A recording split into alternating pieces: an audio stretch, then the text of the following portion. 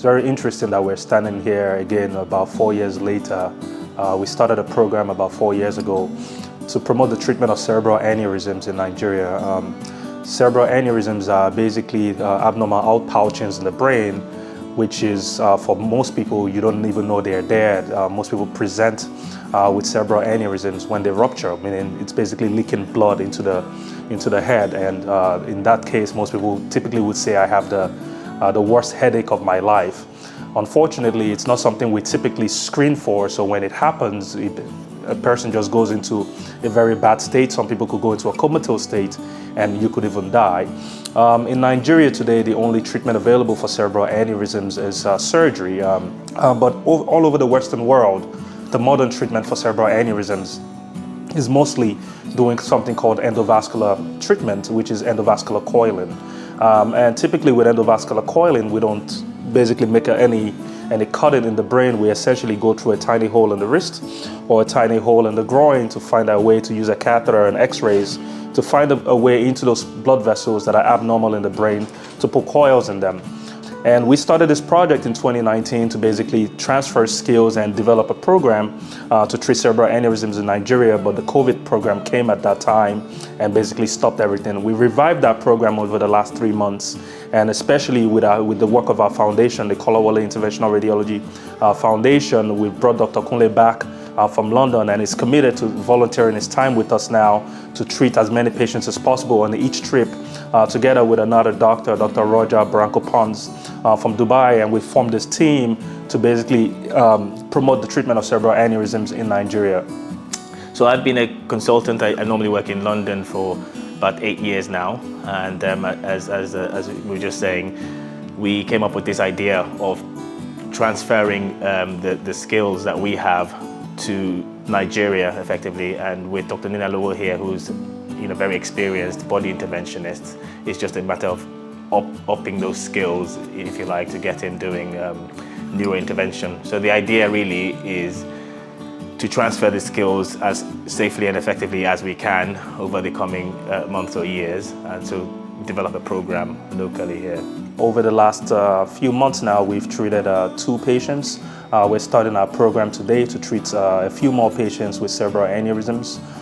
We do it in a room like this called a cardiac catheterization lab, or just a cath lab, where we again use x-rays to find our way through areas in the body. So our first case today, we actually have a 80-year-old female who's had multiple strokes in the past and has this very tight narrowing in the big vessel that carries blood up to the brain and the neck, called the internal carotid artery. And what we plan to do is for that patient is basically take a hole that's about 2 millimeters, which is very, very tiny and very tight, to get it to at least about 6 to 7 millimeters with something called a stent. And that's a metal device that basically opens that area up and increases the blood flow to the brain. And then we're gonna move on from that to treat a woman who has 2 cerebral aneurysms in the brain, who is actually a Jehovah's Witness, which is a special category of patients because these patients do not get blood transfusions. So a minimally invasive access or a small procedure to get it done for that patient is actually perfect.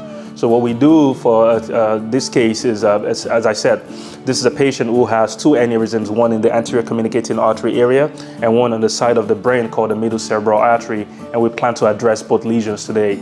Unfortunately, this patient did have a rupture about 3 months ago, but it survived till now. The goal is to make sure that this doesn't happen in the future. Being admitted in last week, we went for MRI. That's where we discovered that is cerebral aneurysm is the problem that I have in my head. So they asked me to do surgery there, that they have to open my head. I said no problem, but they said I have to take blood. But I want to stick to my belief and to what Bible said, that we should not eat blood. So I said if there's any alternative, that it will not involve transfusion of blood, but there's no. So after that, a doctor described this place to us, that there's one private hospital at Ikoyi, and they were doing the surgery without blood. Dr. Hammed had to talk to me, he spoke to me through a Zoom meeting. So he discussed with me.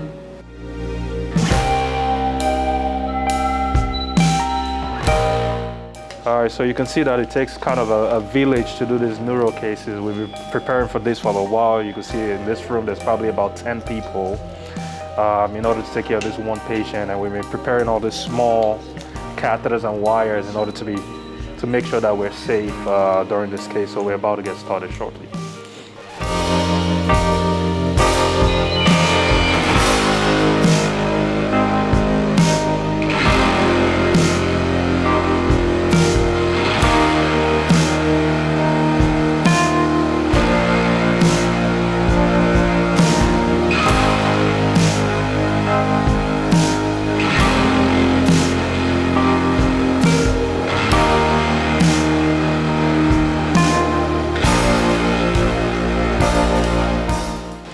So the interesting thing about the patient we did today is that she has a disease called adult polycystic kidney disease. And right before the case, we actually found out our mom died in her 60s and also had polycystic kidney disease. And patients with polycystic kidney disease have a higher tendency to form cerebral aneurysms and also have a higher tendency to bleed when they have cerebral aneurysms. So it was a really good thing we were able to treat the aneurysm successfully.